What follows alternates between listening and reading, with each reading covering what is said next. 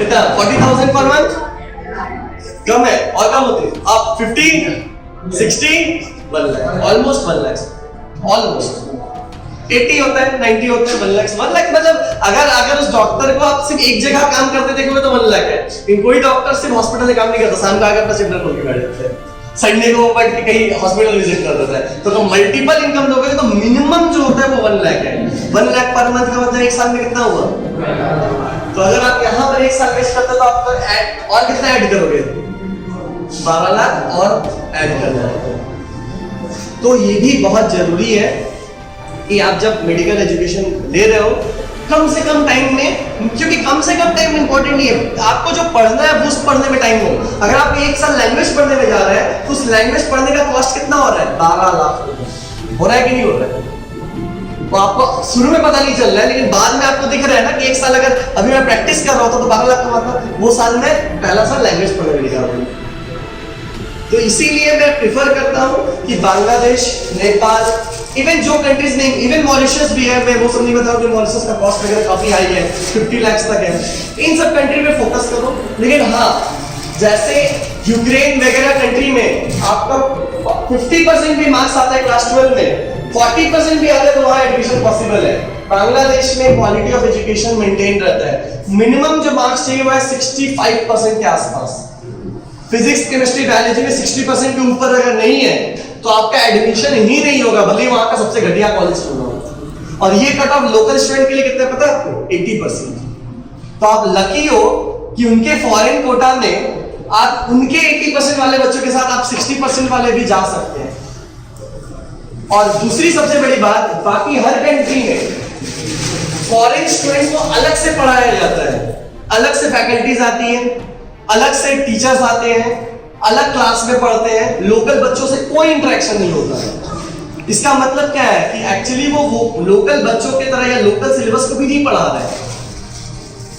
इसमें नेगेटिव क्या है कि उनको पता है कि भाई ये बच्चे जो मेरे सामने बैठे हैं आप मान लो किर्गिस्तान में एनाटॉमी पढ़ा रहा हूँ आप आके पढ़े मुझे क्या लगेगा भाई ये जो मेरे सामने बच्चे हैं ये मेरे देश से आके प्रैक्टिस तो करने वाले नहीं इनको पढ़ाओ पास करो चलते रहो तो होता क्या है वहां जो मैं पढ़ाता हूं वही आपके एग्जाम में आता है जो मैं चाहूंगा वही होता है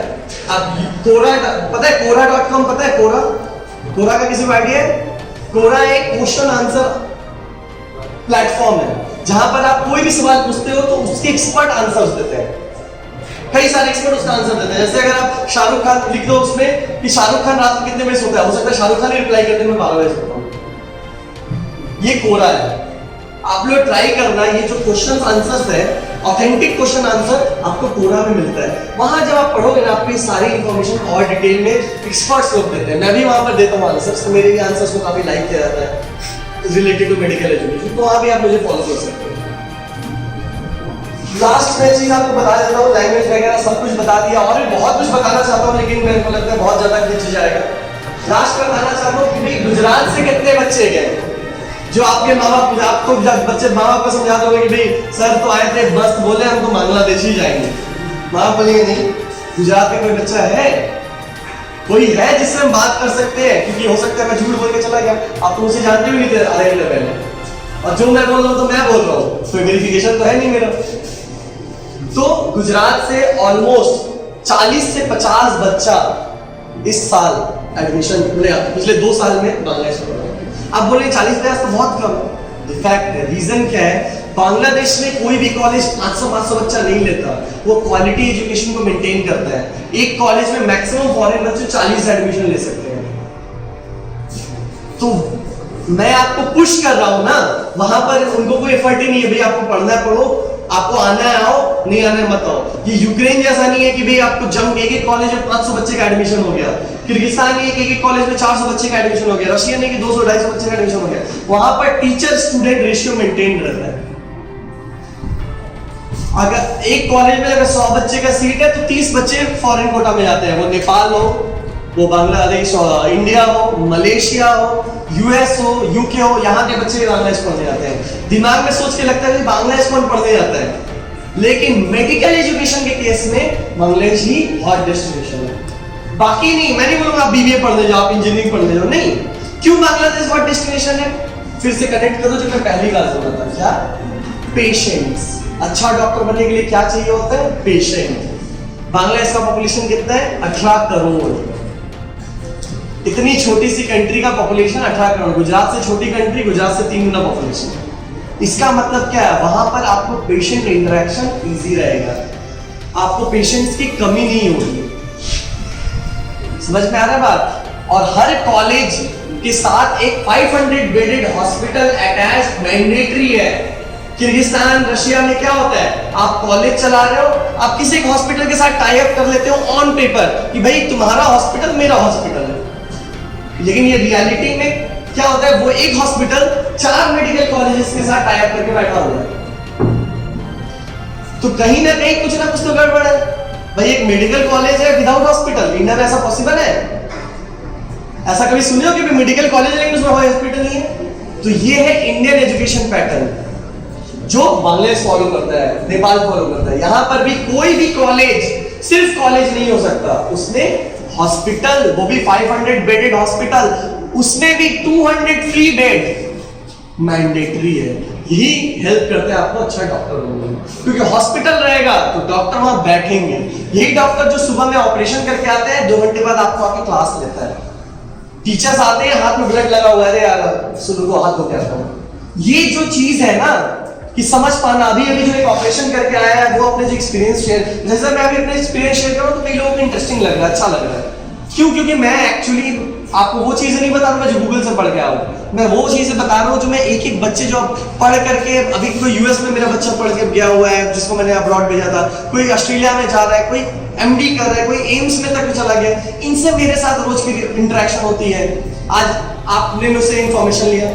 2-3 महीने बाद नीट का रिजल्ट आएगा, आप में से एक बच्चा एडमिशन लेगा, वो मेडिकल पढ़ेगा, 5 साल बाद डॉक्टर बनेगा, उसके बाद वो मेरे को वो रिस्पेक्ट देता है। क्यों? क्योंकि पहला वो इंसान था जिसने मुझे बताया। तो वो जो रिस्पेक्ट है ना, as a teacher student respect, वो मेरे को मिलता है और उस कारण से मैं इतने पैशन से ये सब बता पा रहा हूँ। ये अगर सिर्फ बेचने वाली चीज होती तो बहुत मुश्किल होता है इस पैशन को लाना,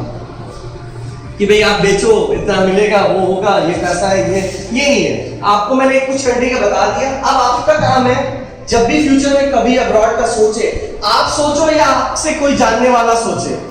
आपको ये सारी इंफॉर्मेशन उनको देनी है। ऐसे खड़े होके नहीं देने, उनको जस्ट बताना है कि भाई देखो तुम जिस कंट्री में भी जा रहे हो उसका इंडियन एम्बेसी की वेबसाइट पे चले जाओ और जाके देख वहां क्या गलती है, क्या सही है, क्या लिखा है, पढ़ो। क्योंकि मैं झूठ बोल सकता हूं, हो सकता है बांग्लादेश के सारे प्रॉब्लम्स मैंने छिपा लिए,